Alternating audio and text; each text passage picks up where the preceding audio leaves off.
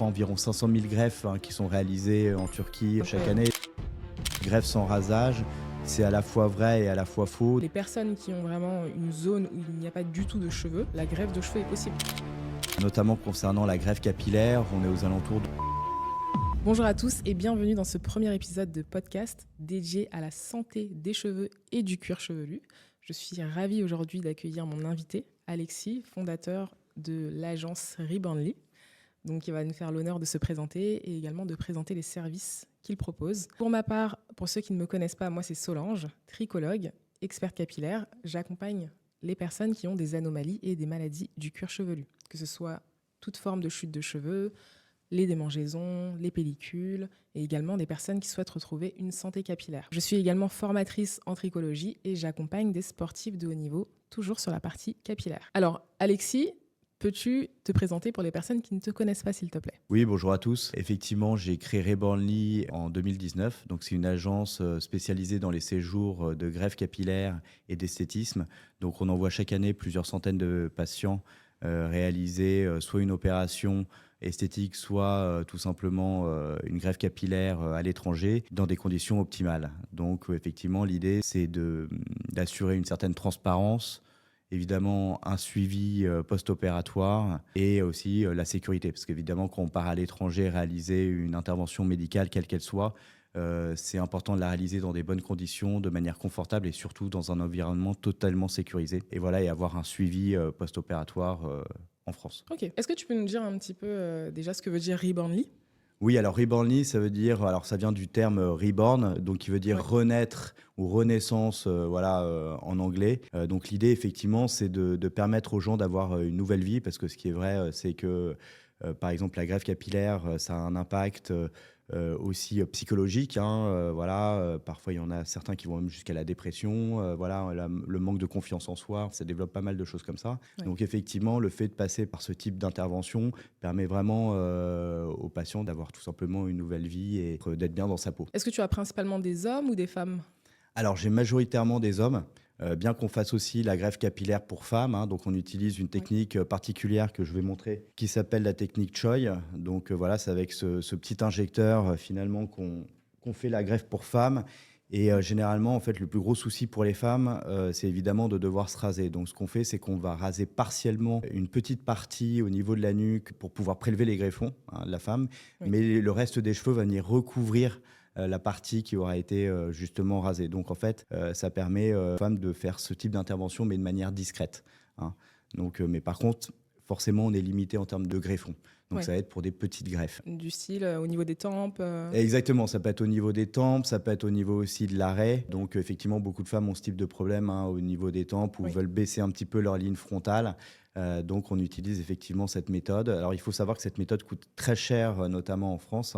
C'est aux alentours de 6 000, 8 000 euros en moyenne.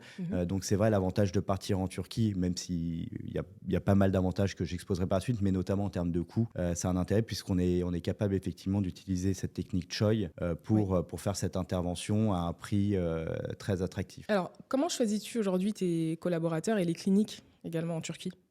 Alors, c'est une bonne question. En réalité, on s'est basé sur pas mal de critères. En fait, on a voulu partir sur des critères objectifs. Donc, le premier critère, c'était évidemment, concernant en tout cas les spécialistes, c'était leur qualification, leur expérience et aussi leur niveau de certification. Puis, il y en a certains qui publient aussi dans des journaux spécialisés. D'accord. Alors, évidemment, ces critères, on en a tenu compte. On s'est également rendu sur place pour les rencontrer, les voir évidemment à l'œuvre. Et effectivement, derrière, on a aussi eu des retours de leurs clients, leurs patients, pardon. Et du coup, ça nous a permis effectivement de les sélectionner. Ensuite, l'autre point, ça va être les cliniques. Déjà, on a aussi utilisé des critères pour les choisir, parce qu'il faut savoir qu'il y a des certifications qui existent aussi pour les cliniques. Donc notamment une certification qui s'appelle GCI. Donc c'est une norme internationale et en fait certains hôpitaux disposent de cette certification. La certification GCI permet de répondre à une norme en termes de compétences, d'hygiène et de bon respect des process médicaux. Ok.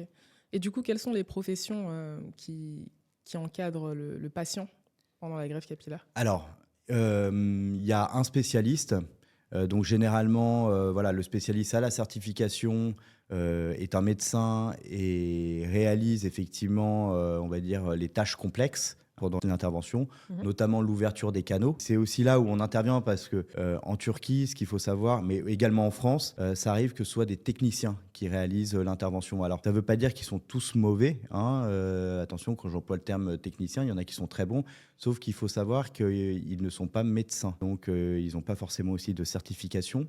Donc, il y a toujours un risque, effectivement, de tomber sur quelqu'un voilà, de mal formé ou inexpérimenté. Ouais. Et ça, effectivement, ça peut être problématique. Donc, nous, chez Rebornly, on a fait évidemment attention à ça. C'est-à-dire que les personnes qui viennent se faire opérer chez nous, il y a une transparence totale à ce niveau-là. C'est-à-dire que c'est effectivement le médecin qui réalise les gestes techniques.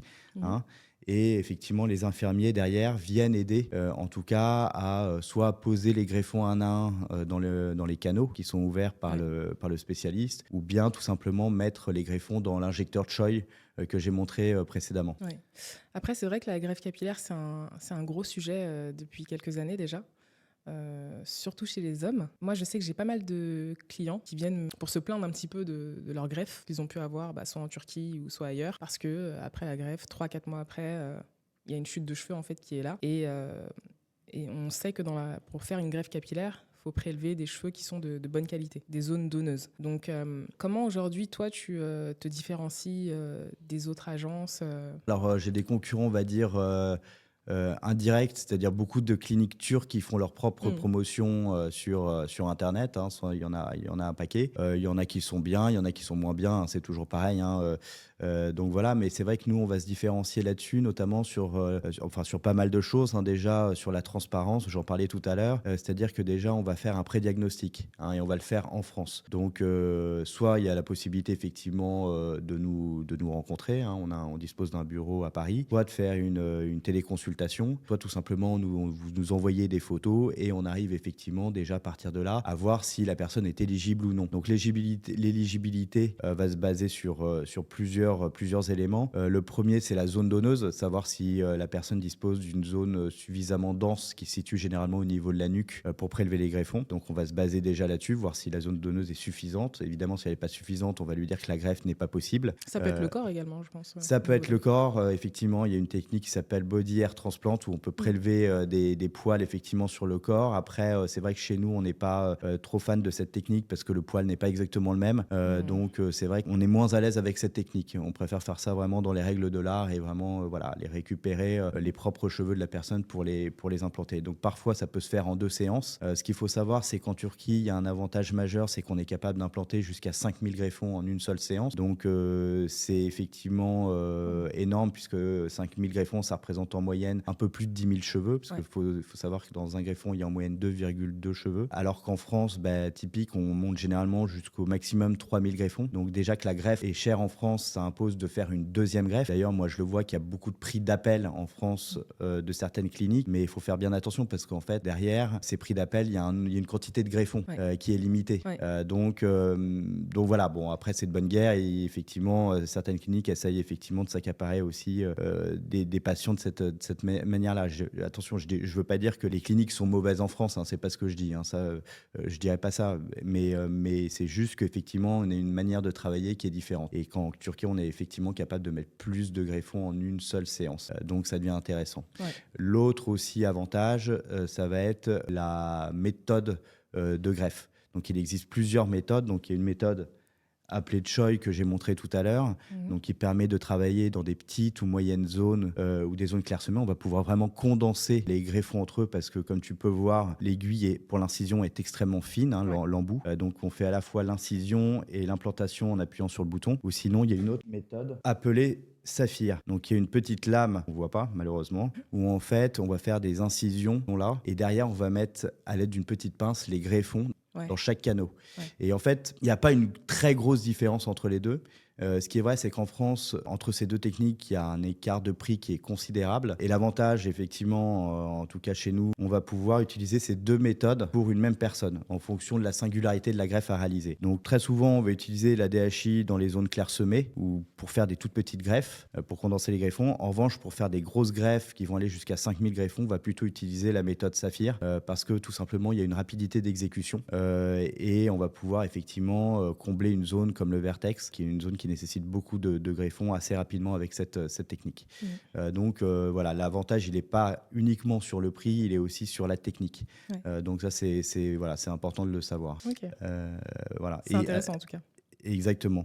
Et tu me disais aussi au début de ta question concernant effectivement le prédiagnostic, on fait aussi appel parfois justement à des trichologues ou des spécialistes capillaires ou des dermatologues justement pour donner un avis complémentaire quand il y a un doute sur la qualité des cheveux. Parce qu'effectivement, je te disais que ça va dépendre de la zone donneuse, de l'état de santé du patient, mais aussi de la qualité du cheveu. Si effectivement c'est un greffon qui contient un seul cheveu, ça ne veut pas dire que la greffe sera impossible, la zone à greffer, si elle est dense, si elle est énorme ou pas.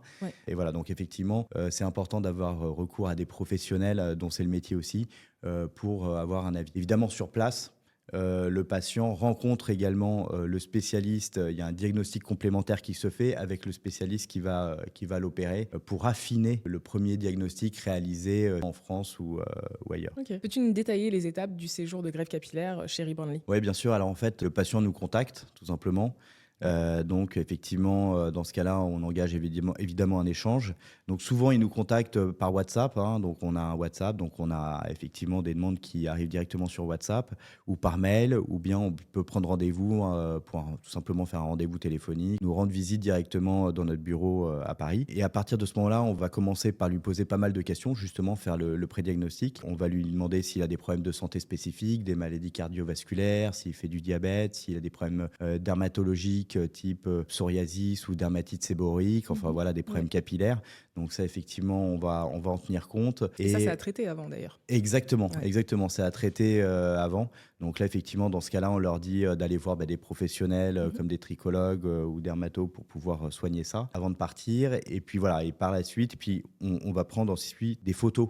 Effectivement, de la zone donneuse et des zones à greffer. Donc ces photos, on va les envoyer à notre spécialiste du coup en Turquie, qui va déterminer évidemment sur photo, alors selon des photos bien précises, approximativement le nombre de greffons qui sera nécessaire et la technique envisagée pour la greffe, en fonction effectivement de la zone donneuse, si elle est suffisante ou non. Et à partir de ce moment-là, on va effectivement valider ou non le fait de réaliser la greffe capillaire. On va envoyer du coup ce devis au patient. Donc là, on va lui expliquer comment se déroule le séjour. Donc généralement, je vais en profiter pour vous dire comment ça se déroule. Ça se déroule sur 3 jours.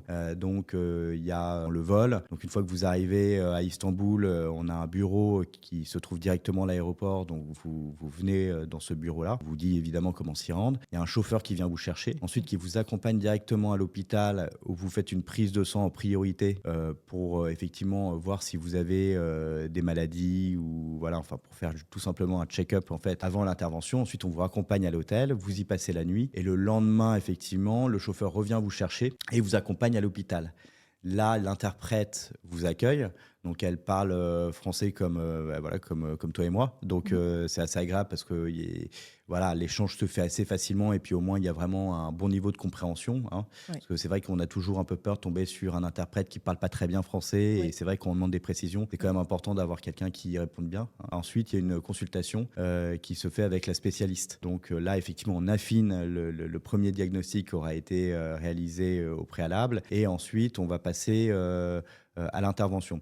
Alors l'avantage, si vous voulez, aussi en Turquie, et en tout cas chez nous, c'est ce qu'on propose. On propose de faire aussi ce qu'on appelle une sédation par intraveineuse, parce que beaucoup de patients ont peur de passer à l'action pour réaliser une greffe capillaire parce qu'ils ont peur de ce fameux moment où on vous fait l'anesthésie locale. Donc c'est vrai que c'est un moment qui est assez douloureux. Pour l'avoir fait, voilà, je m'en souviens encore. Et c'est vrai que j'aurais bien aimé à l'époque qu'on me propose, en tout cas, ce système de sédation par intraveineuse. Donc ça nous permet d'être groggy pendant une bonne demi-heure. À partir de ce moment-là, effectivement, on ne sent plus rien. Donc pendant une demi-heure, on ne sent plus rien et les médecins peuvent faire les anesthésies locales. Et ça, c'est quelque chose d'assez fantastique puisque ça permet vraiment de donner une bonne expérience aux Ouais. patients. Voilà. Ensuite, l'opération se déroule. Généralement, ça dure entre 6 et ça peut même durer jusqu'à 10 heures. Et ensuite, quand vous sortez, on vous donne les soins post-opératoires dans lesquels il y a des médicaments, un shampoing, une mousse. Évidemment, on vous donne tout le mode opératoire pour l'application, détaillé. Et effectivement, nous, on est toujours là en accompagnement. Même s'il y a la traductrice qui est là, nous, on est là aussi pour l'accompagnement. S'il y a des doutes, des questions, on est toujours là. On est toujours disponible. Ensuite, une chauffeur vient chercher le patient pour rentrer à l'hôtel. Et le lendemain a lieu le shampoing, le lavage. Et ensuite, voilà, transfert vers l'aéroport pour rentrer directement en France. Et une fois que le patient arrive en France, nous, on s'occupe du suivi. Donc, soit le patient vient nous voir directement, soit il nous envoie des photos. Et on arrive à faire effectivement ce suivi à distance. Et si jamais il y a une particularité ou quelque chose qui n'irait pas, dans ce cas-là, effectivement, on a tout un réseau de partenaires qui sont des médecins, des dermatologues et des tricologues qui sont en capacité, effectivement, de regarder plus en détail s'il devait y avoir, voilà, en tout cas, une problématique ou une micro-infection. Et dans ce cas-là, on est capable de prescrire voilà, la crème qui va bien pour éviter que le problème se propage. Ok. En tout cas, de ce que je comprends, c'est qu'il y a une réelle prise en charge pour que le patient en fait, se sente bien, tout simplement. Exactement. Alors, l'objectif, c'était vraiment d'allier, c'est les piliers de Reborny, c'est la transparence, le confort, la sécurité, évidemment, et le suivi personnalisé. Et ça, c'est super. Et c'est vrai que je pense aussi que la barrière de la langue, aujourd'hui, c'est ce qui fait le plus peur. Par rapport au retour client que j'ai, de ce que je comprends aujourd'hui, c'est qu'il y a beaucoup de gens qui aimeraient faire la greffe de cheveux, mais qui ont peur justement de ne pas être compris ou tout simplement de ne pas comprendre comment ça se passe. Il y a aussi le fait, il y a les questions aussi d'hygiène, comme tu as abordé tout à l'heure. Et c'est vrai que chez toi, finalement, toutes ces cases sont cochées. Donc, voilà, exactement. C'était l'intérêt. Et c'est vrai que les gens partent souvent ont pas mal de préjugés au départ. Hein. C'est vrai que très souvent, on se dit, bon, en France, on a les meilleurs hôpitaux, on a les meilleurs médecins. Ouais. Il y a un corporatisme qui est également très fort entre les médecins. Et effectivement, même, je l'ai déjà vu parfois, même dans des reportages télé, dénigrer un petit peu, par exemple, la Turquie, parce qu'il y a effectivement une histoire qui fait le buzz. Quand ça arrive, c'est dramatique. Mais en fait, il faut médecin là-bas aussi. Voilà, il faut savoir que ça arrive partout et effectivement, des cliniques de greffe capillaire, en termes de ratio, il y a environ 500 000 greffes qui sont réalisées en Turquie chaque année, donc c'est énorme. En France, c'est beaucoup moins, donc forcément, sur 500 000 greffes, oui, ça peut arriver qu'il y ait un problème. Hein.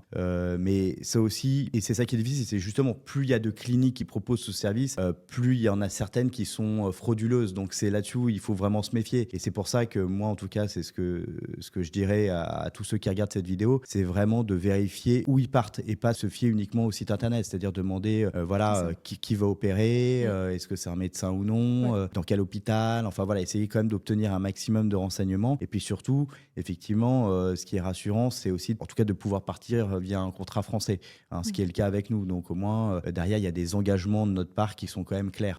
Donc là-dessus, effectivement, ça permet quand même d'être vraiment rassuré. Et un bon suivi surtout. Et d'avoir un bon suivi, exactement. C'est très important. Ouais, tout à fait. Aujourd'hui, qu'est-ce que tu dirais à une personne qui a peur de se rendre à l'étranger ? Alors, c'est ce que je disais tout à l'heure, c'est déjà mettre les a priori de côté et comparer tout simplement sur des critères objectifs. Donc, va être la compétence du spécialiste, son niveau de qualification et pareil, le lieu d'hospitalisation. Voilà, savoir si la clinique, effectivement, dispose de certaines normes, certaines certifications qui sont reconnues à l'international. Donc, je pense que c'est des éléments, des critères qui sont importants à savoir. Ça, c'est indiqué quelque part ? Et ça, effectivement, c'est indiqué. On peut le savoir. Il suffit déjà de nous demander. Nous, on vous dit effectivement, on vous donne le nom de l'hôpital, etc. Parce qu'effectivement, là-dessus, on travaille en toute transparence. Et effectivement, après, être sûr qu'il y ait effectivement un traducteur, un interprète en tout cas de qualité qui soit là pour l'accompagnement. Et voilà. Et là, effectivement, ça permet déjà de cocher déjà pas mal de cases. Ouais. Quels sont d'après toi les facteurs qui déterminent le succès d'une greffe ? Alors d'abord, effectivement, c'est une bonne question. Il y a d'abord le diagnostic. Déjà fait au préalable pour savoir si effectivement la personne a des cheveux de bonne qualité et une zone donneuse suffisante. Ensuite, il va y avoir la technique utilisée. Donc, si on utilise plutôt la technique Choi ou la technique Saphir. Il y a l'inclinaison ensuite du cheveu, dans lequel du coup, c'est la manière dont on va réaliser les incisions. C'est assez important. Et puis aussi le tri. Voilà, en fait, il se trouve que généralement, on essaie plutôt de prendre les greffons qui disposent du plus grand nombre de cheveux pour les implanter à tel ou tel endroit. Ouais. Voilà, parce que quand on fait l'extraction, effectivement, il y a un classement qui se fait au niveau des greffons. Et on va plutôt voilà, favoriser les greffons qui contiennent plusieurs cheveux dans des endroits, dans des zones finalement qui sont les plus visibles. Pour moi, déjà, ça, c'est assez important. Et puis, ça va être évidemment la compétence du spécialiste qui va faire l'intervention. Et enfin, et ce qui est déterminant aussi, c'est le nombre de greffons. Ça paraît bête, mais effectivement, quand on vous fait une greffe avec 2 000 à 3 000 greffons sur une zone qui en nécessite plutôt 4 000 ou 5 000, le résultat ne va pas du tout être le même, hein. Donc, ça nécessitera, notamment si vous le faites en France, soit de faire une deuxième greffe. Voilà. Donc, effectivement, c'est juste pour le budget que c'est embêtant. Mais sinon, si vous en faites qu'une et qu'on vous met effectivement moins de greffons que vous deviez en mettre, oui, le résultat va pas être formidable. Pour ceux qui ne souhaitent pas faire de greffe capillaire, est-ce que tu penses qu'il y a des alternatives? En tout cas, quelles alternatives tu recommandes aujourd'hui? Oui, il y a des alternatives. Alors, en fait, la première alternative que tout le monde connaît, c'est le postiche. Ouais. Voilà, mais c'est vrai que maintenant, voilà, il y en a qui sont très bien, donc faut le savoir. Ensuite, effectivement, si on n'en est pas à ce stade-là, il y a effectivement, tout simplement la trichologie, hein. Allez voir des spécialistes du cheveu ou des dermatologues qui vont pouvoir vous donner des produits pour éviter que les cheveux continuent de tomber ou les nourrir pour qu'ils puissent, voilà, en tout cas, se densifier et s'améliorer, hein, améliorer la qualité du cheveu. Il y a cette alternative-là. Il y en a aussi une autre qui existe qui s'appelle la tricho ou micropigmentation. Enfin, Ouais. voilà, Le tatouage? il y a plusieurs noms. Voilà, c'est ça, c'est des micro-tatouages. Donc, parfois, elle va être utilisée sur effectivement des gens qui sont rasés intégralement. Ouais. Donc, ça va donner un effet, voilà, un peu semi-rasé, hein, voilà. Et sinon, ça peut aussi aider pour compléter une greffe capillaire. Parfois, hein, la micropigmentation, quand il y a des zones qui Totalement. sont encore un peu clairsemées, Ouais. effectivement, ça peut être intéressant. Et notamment pour ceux qui ont utilisé une technique de greffe qu'on utilisait autrefois, enfin, je vois qu'on l'utilise en tout cas encore en France, qui s'appelle la FUT. Donc, ça veut dire Follicle Unit Transplantation. Donc, l'idée, c'est de vous faire une technique de greffe par bandelette. Donc, on vous fait une grosse incision derrière la nuque. Donc, ça vous laisse une grosse cicatrice et on va vous prélever un bandeau de peau dans lequel, en fait, on va prélever les greffons pour vous les implanter. Mais effectivement, voilà, derrière, souvent, ça laisse une cicatrice et donc les gens, effectivement, certains patients décident d'utiliser la micropigmentation pour cacher cette cicatrice. Ok, moi c'est intéressant. Ouais. Mais ça se fait de moins en moins du coup. Ça se fait de moins en moins parce que les techniques dont je vous ai parlé, c'est les techniques en fait les moins invasives et du coup qui nécessitent plus ce type de contrainte, hein, de laisser une grosse cicatrice. Alors en revanche, ce qu'il faut savoir, c'est quand on fait une greffe capillaire, généralement on est quand même obligé, et notamment pour les hommes, de se raser intégralement. Très souvent on voit oui, greffe sans rasage, etc., hein, ça peut être aussi du marketing, parce que greffe sans rasage, c'est à la fois vrai et à la fois faux, dans le sens où on va quand même devoir raser la zone donneuse, donc la zone de prélèvement à minimum, pour pouvoir prélever les greffons. Et évidemment, plus la greffe est de taille importante, plus on doit raser aussi de manière importante pour prélever les greffons de manière dispatchée et éviter de faire un trou, hein. Donc, tout simplement une zone qui restera à vie totalement clairsemée. D'où l'importance d'avoir justement des bons praticiens aussi qui soient en mesure effectivement de bien prélever les greffons pour éviter de vous rendre une zone totalement clairsemée. Après, c'est normal que vous perdiez un petit peu de densité parce que le concept, c'est toujours de déplacer des greffons d'un point A vers un point B. Voilà, mais ce qu'il faut, c'est le faire de la bonne manière. Les personnes qui ont vraiment une zone où il n'y a pas du tout de cheveux, la greffe de cheveux est possible. Là où c'est lisse. Oui, si, exactement, oui. C'est pas forcément les zones qui sont clairsemées, mais vraiment, s'il y a une zone où c'est totalement lisse, la zone, on peut faire une greffe de cheveux sur cette partie. Oui, tout à fait. Il y a Ok. beaucoup de personnes qui viennent avec des vertex complètement dégarnis où ils n'ont plus du tout de cheveux. Et effectivement, on peut réaliser la greffe capillaire sur cette zone-là. Ouais, tout à fait. Ok. Alors, après la greffe de cheveux, donc post-greffe, est-ce qu'il y a des choses à faire? Oui, alors il y a plusieurs choses à faire. D'abord, prendre des compléments alimentaires parce que ça permet effectivement de booster effectivement la repousse. Et puis ensuite, il existe effectivement aussi plusieurs solutions qui sont des facteurs de croissance tout simplement. Donc il y a le PRP qui signifie plaquettes riches en plasma. En réalité, ça consiste à vous faire un petit prélèvement sanguin, le mettre dans une centrifugeuse et on va conserver uniquement la partie riche en plasma. On va venir réinjecter ensuite dans le cuir chevelu et ça va aider à la cicatrisation et aussi ça va stimuler la repousse de vos greffons. Hein. Maintenant, il y a une nouvelle méthode appelée mésogreffe aussi. Donc, c'est un traitement par cellules souches. En réalité, on va vous faire une biopsie derrière l'oreille. On peut récupérer des cellules souches et on va vous les... Pour faire simple, on va vous les mettre dans une machine qui va les broyer, appelée Regenera. Et derrière, on va vous réimplanter ça effectivement dans le cuir chevelu, comme avec le PRP. Et ça a aussi un effet booster. Ça permet de densifier davantage, en tout cas, la repousse. Hein. Alors, pour être franc, il y a quelques études sur le sujet donc qui ont effectivement montré que c'était efficace, mais ça reste des solutions. Enfin, en tout cas, je parle de ce traitement de par cellules souches qui est relativement récente. Donc ça, il faut le savoir. Pour le PRP, généralement, on recommande de faire 3 séances post-greffe à 1 mois d'intervalle. Hein, sachant qu'on vous en fait une aussi sur place. Et je sais aussi qu'il existe un certain nombre de solutions, donc, notamment des vitamines, qui peuvent avoir des effets bénéfiques, via les compléments alimentaires, pour aider effectivement à favoriser la repousse et accélérer la repousse suite à la greffe capillaire. Oui, c'est ça. Tout ce qui est topique. Et puis, on peut conseiller aussi tout ce qui est médicamenteux avec, bien évidemment... On peut conseiller également tout ce qui est médicamenteux aussi avec l'aide du dermatologue. Alors, quelles sont les étapes de repousse post-greffe ? C'est vrai qu'il y en a plusieurs. Donc, on va dire que les 10 premiers jours post-greffe, c'est la phase de cicatrisation. Donc là, vous allez avoir des croûtes qui vont apparaître au niveau de la zone d'implantation. Donc, ces croûtes vont être amenées à tomber à partir du 10e jour. Vous allez faire tomber à l'aide du shampoing qu'on vous aura donné. Et suite à cela, des petits cheveux vont apparaître. Donc là, vous dites formidable, ça y est, ça commence, ça repousse, c'est génial. Mais ce qu'il faut savoir, c'est que malheureusement, vous allez en perdre une grande partie dans les 2-3 semaines qui vont suivre effectivement cette repousse. Donc c'est le processus naturel, hein, tout simplement, c'est-à-dire que la première pousse ne tient pas. Et ce, jusqu'à environ 3 mois. Hein. Donc, et c'est uniquement à partir du 3e mois que les cheveux vont doucement commencer à repousser. Et il y a une accélération, je dirais, qui se fait autour du 5-6e mois. Hein. Donc, en gros, il faut compter 6 mois pour avoir un résultat correct.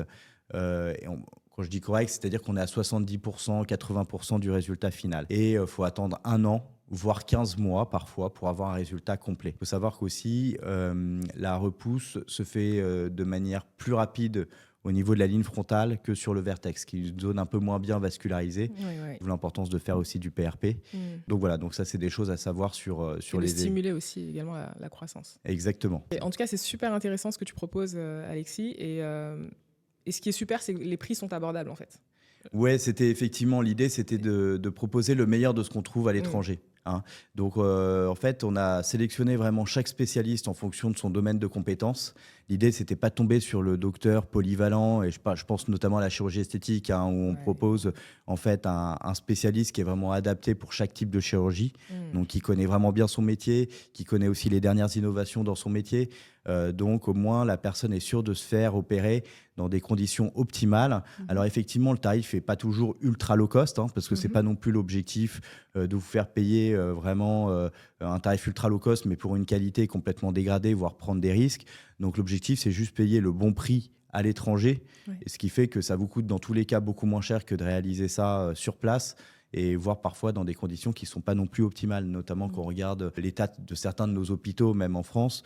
Honnêtement, moi je le vois, hein, par rapport aux cliniques que j'ai visitées à l'étranger, effectivement ça fait réfléchir. Hein. Parce que tu nous dis que les prix sont abordables, est-ce que tu peux nous donner une tranche ? Donc oui, effectivement, concernant les prix, on a des tarifs qui restent très abordables, notamment concernant la greffe capillaire, on est aux alentours de 2300 €, hein, et ce, peu importe la technique, que ce soit Choi, ou bien la technique Saphir, ou bien même les deux à la fois. Hein. Donc ça, c'est une force, on est capable de le faire. Et du coup, tout est compris en fait dans ce séjour. Donc il y a effectivement le transport, l'hôtel dans effectivement un hôtel 5 étoiles. Donc c'est un hôtel Hyatt. Donc on peut même venir accompagner. Hein. Donc on a très souvent des patients qui viennent accompagnés de leur petite amie et qui en profitent elles aussi pour faire une chirurgie esthétique ou voilà, ça arrive souvent. Et il y a également l'interprète, l'opération et le suivi post-opératoire, voilà, pour ce tarif-là. Donc c'est assez intéressant. La chose qu'il faut juste rajouter, c'est le prix du billet d'avion. Après, il reste totalement accessible. On est aux alentours de 250 € pour faire un aller-retour en Turquie. Parfois, c'est un peu plus cher. Mais grosso modo, ça reste évidemment accessible quand on sait qu'une greffe capillaire en France coûte en moyenne entre 4 000 et 8 000 €. Et sachant que pour 4 000 €, il faut voir le nombre de greffons qu'on vous met aussi. Donc, mais à ce prix-là, on a la sécurité, on a l'hygiène, on a le confort. C'est super abordable. Exactement. Et super intéressant. Exactement. L'idée, c'était vraiment aussi de donner aux patients une véritable aussi expérience. Hein. C'est le fait de partir dans des super conditions, il y a pas d'attente, le personnel médical est très sympa et surtout compétent, c'est le plus important évidemment. Non, et puis c'est vrai qu'on a pas mal aussi de patients qui en profitent aussi pour faire du tourisme. C'est-à-dire qu'on a certains qui partent en vacances, qui vont faire 2 semaines de vacances Donc, il y a à beaucoup, ouais. Istanbul ou à Izmir. Enfin voilà, ça dépend Mm. des destinations. Et puis à la fin de leurs vacances, ils en profitent pour faire effectivement une intervention médicale ou esthétique. Ouais. Hein, voilà, Donc c'est une pierre de coups, c'est super. c'est exactement ça. Et, je trouve que c'est vraiment un super concept, vraiment. Encore une fois, c'est abordable. Et puis, on avait besoin, je pense, de ces précisions. Je pense qu'il y a beaucoup de personnes qui étaient dans le flou. Et là, tu as vraiment clarifié tout ça. Donc, c'est super. Alors, est-ce que tu peux nous dire comment on peut te contacter pour les personnes qui sont Oui, intéressées, justement? oui, évidemment. Alors déjà, on a un site donc, qui s'appelle rebornly.com. On a aussi simplement un numéro WhatsApp donc, sur lequel vous pouvez nous contacter. Et vous pouvez évidemment aussi demander une téléconsultation puisqu'on est en capacité effectivement de faire cela. Les réseaux sociaux. Et il y a évidemment les réseaux sociaux, Instagram, Facebook, voilà, où on peut effectivement nous contacter. Ok. Bon, bah super. En tout cas, je te remercie. Merci pour ton temps. Merci à toi pour l'invitation. Voilà, bah, je te remercie. Et puis, n'hésitez pas à nous suivre sur les réseaux sociaux, que ce soit sur Instagram, que ce soit également directement prendre des rendez-vous sur nos sites internet respectifs. Et puis, je vous dis à bientôt.